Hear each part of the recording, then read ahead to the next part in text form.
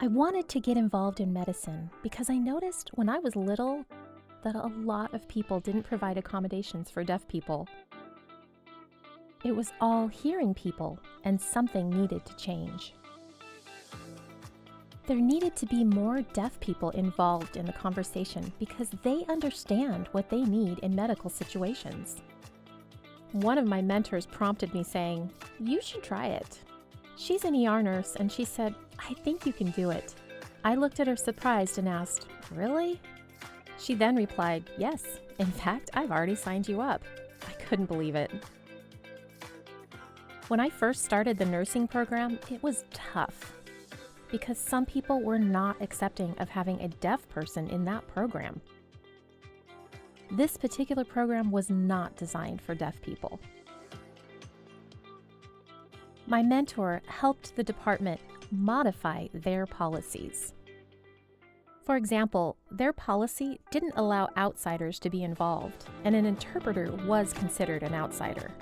So when I came on board, I made an argument in favor of hiring an interpreter. They decided to hire one through a college contract. I had to advocate for myself to get what I needed to make it work. If there was an emergency, I would ask my coworker to make a phone call for me because I can't use a traditional phone. That was just one of the small accommodations that I had to make it work. My stethoscope connects to headphones and it sounds much better. One can hear more with it than with a traditional stethoscope. Once, a heart patient went downhill fast, and we needed to identify the problem and act quickly. So I used my stethoscope and informed the doctor what I was noticing. The doctor asked if they could use my stethoscope, and in doing so, they were able to hear clearly and identified precisely which valve had the blockage. They were able to hear that. My first 2 times in the emergency room were hard because I didn't know the protocol and procedures, so that was a process. But after a few times, I was able to catch on and knew what to do when something happened.